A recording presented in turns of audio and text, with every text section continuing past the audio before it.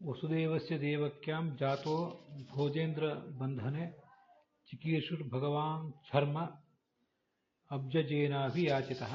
ಭಾಗವತದ 3ನೇ ಸ್ಕಂದದ 2ನೇ ಅಧ್ಯಾಯದ 25ನೇ ಶ್ಲೋಕದ ಶ್ರವಣ ಈಗ ನಾವು ಮಾಡಬೇಕಾದದ್ದು. ಕೃಷ್ಣ ಈ ಭೂಲೋಕದಲ್ಲಿ ಬಂದು ಹುಟ್ಟಿದ ಮೇಲೆ ತಾನು ಮನುಷ್ಯರಂತೆ ವರ್ತಿಸಿದ ಅದರ ಲೀಲೆಗಳನ್ನು ಹೇಳ್ತೇನೆ ಕೇಳು ಅಂತ ಉದ್ಧವ ವಿದುರನಿಗೆ ಹೇಳ್ತಿದ್ದಾನೆ. ಬ್ರಹ್ಮದೇವರು ಅಲ್ವಾ ಈ ಭಗವಂತನನ್ನು ಪ್ರಾರ್ಥಿಸಿದ್ದು. ಅವರ ಪ್ರಾರ್ಥನೆಗೆ ಅನುಗುಣವಾಗಿ ಭೂಲೋಕದಲ್ಲಿ ಬಂದ ವಸುದೇವನಿಂದ ದೇವಕಿಯಲ್ಲಿ ಅವತರಿಸಿದ. ಕಂಸ ಅವರನ್ನು ಕಾರಾಗೃಹದಲ್ಲಿಟ್ಟಿದ್ದ. ಅವರಿಬ್ಬರಿಗೆ ಇವನೊಂದು ನೆಮ್ಮದಿ ತಂದ. ಮುಂದೆ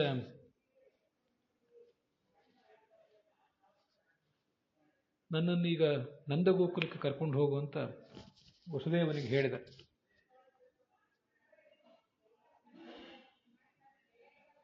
ಆ ವಸುದೇವ ಕಂಸನ ಭಯದಿಂದ ಕೃಷ್ಣನನ್ನ ಗೋಕುಲಕ್ಕೆ ಕರ್ಕೊಂಡು ಹೋದ.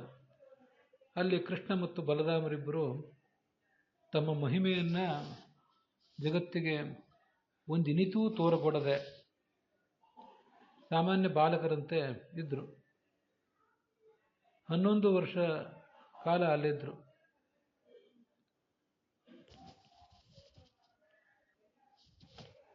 ಆ ಯಮುನೆಯ ತೀರದಲ್ಲಿ ಇದ್ದಂಥ ಅನೇಕ ಕಾಡುಗಳು, ಅಲ್ಲೆಲ್ಲ ಅನೇಕ ಗಿಡಮರಗಳು, ಅಲ್ಲಿ ಹಕ್ಕಿಗಳ ಇಂಚರ, ಅಂಥ ಒಂದು ಸೊಬಗು ಆ ಯಮುನಾ ತೀರಕ್ಕೆ.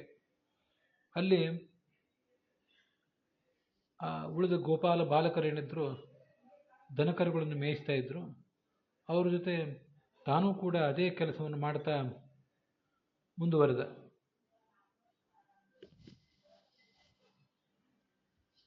ಈ ಶ್ಲೋಕಗಳಿಗೆ ವಿಜಯಧ್ವಜರು, ಯಾದವಾರ್ಯರು ಮೊದಲಾದವರು ಹೇಳುವ ಅರ್ಥಗಳನ್ನು ನೋಡೋಣ.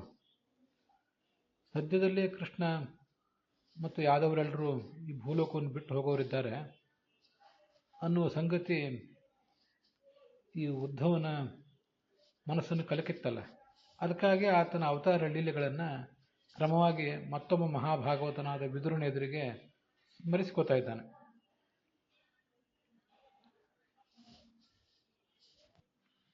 ಚಿಕೀರ್ಷು ಭಗವಾನ್ ಶರ್ಮ ಅಂತದೆ. ಶರ್ಮ ಅಂದರೆ ಸುಖ.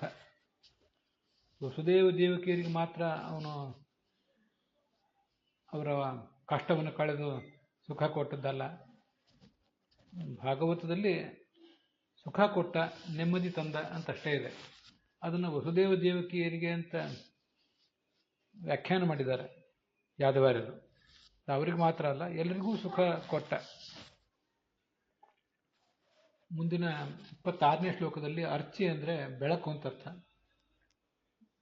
ಈ ಕೃಷ್ಣನ ಮಹಾತ್ಮೆ ಎಂಬ ಬೆಳಕು ಅಲ್ಲಿ ಬೂದಿ ಮುಚ್ಚಿದ ಕೆಂಡದಂತಿತ್ತು. ತನ್ನ ಮಹಾತ್ಮ್ಯವನ್ನು ಅವನು ಜಗತ್ತಿಗೆ ತೋರಲಿಲ್ಲ, ಅದು ಅಲ್ಲಿ ಅರ್ಥ. ಕೂಜದ್ವಿಜ ಸಂಕುಲಿ ತಾಂಘ್ರಿಪೆ ಅಂತ 27ನೇ ಶ್ಲೋಕದಲ್ಲಿ. ಯಮುನಾ ತೀರದ ಉಪವನಗಳು, ಅಲ್ಲಿ ಅನೇಕ ವೃಕ್ಷಗಳಿದ್ದವು. ಅಲ್ಲೆಲ್ಲ ಮಧುರವಾಗಿ ಉಲಿಯುವ ಪಕ್ಷಿ ಸಂಕುಲವಿತ್ತು. ಸಂಕುಲಿತ ಅಂದರೆ ಕೂಡಿದ್ದು, ಅಂತಹ ಪಕ್ಷಿಗಳಿಂದ ಕೂಡಿದ ವೃಕ್ಷಗಳು. ಆ ವೃಕ್ಷಗಳು ಇದ್ದದ್ದು ಈ ಕಾಡು ಮೇಡುಗಳಲ್ಲಿ. ಅದರ ಮುಂದೆ 28, 29 ಇತ್ಯಾದಿ ಶ್ಲೋಕಗಳು. ಗೋಕುಲದಲ್ಲಿ ಏನಿದ್ರು ಗೋಪ ಪುರುಷರು, ಗೋಪ ಸ್ತ್ರೀಯರು, ಅವರೆಲ್ಲರಿಗೂ ತನ್ನ ಮೋಹಕವಾದ ಬಾಲ್ಯ ಲೀಲೆಗಳನ್ನು ತೋರಿಸಿದ. ಕೆಲವು ಬಾರಿ ನಗುವಂತೆ ತೋರಿದ, ಕೆಲವು ಬಾರಿ ಅಳುವಂತೆ ತೋರಿದ.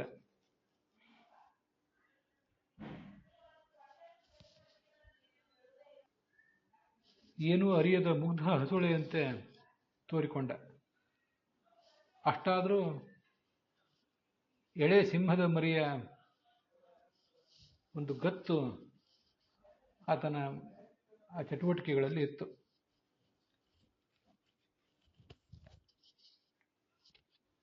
ಇದು ಆತ ಚಿಕ್ಕ ಬಾಲಕನಾಗಿದ್ದಾಗ ತೋರಿಸಿದ ಲೀಲೆ. ಸ್ವಲ್ಪ ದೊಡ್ಡವನಾದ ಮೇಲೆ ಕಾಡು ಮೇಡುಗಳಿಗೆ ಹೋಗುವ ವಯಸ್ಸು ಅವನಿಗೆ ಬಂದಾಗ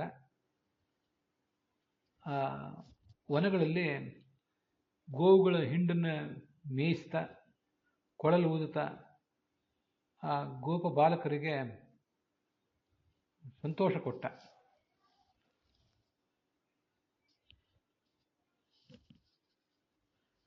ಆ ಗೋವುಗಳ ಹಿಂಡು ಅಲ್ಲಿ ಏನಿತ್ತು ಅದೆಲ್ಲವೂ ಲಕ್ಷ್ಮಿಗೆ, ಸೌಂದರ್ಯ ಲಕ್ಷ್ಮಿಗೆ ಸೆಲೆ ಅಂತ ಹೇಳ್ತಾರೆ. ಅದ್ಭುತವಾದ ಸೌಂದರ್ಯ ಆ ಗೋವುಗಳಲ್ಲೂ ಇತ್ತು. ಸೌಂದರ್ಯ ಲಕ್ಷ್ಮಿಗೆ ಸೆಲೆ ಅನ್ನೋದು ಹೌದು. ಹಾಗೇನೆ ಗೋವುಗಳಿದ್ದಲ್ಲಿ ಲಕ್ಷ್ಮೀದೇವಿ ಇರ್ತಾಳೆ. ಲಕ್ಷ್ಮೀದೇವಿಯ ಆವಾಸ ಸ್ಥಾನವೂ ಹೌದು. ಅಲ್ಲಿ ಬೆಳ್ಳಗಿನ ಬಣ್ಣದ ಹೋರಿಗಳು ಇದ್ದವು, ಎತ್ತುಗಳು. ಅದನ್ನ ನೋಡಿಕೊಳ್ತಾ ತನ್ನ ಸಹಚರರಾದ ಗೋಪ ಬಾಲಕರೇನಿದ್ರು ಅವರೆಲ್ಲಿಗೂ ವೇಣುಗಾನದ ಸವಿ ತೋರಿಸಿದ ಈತ.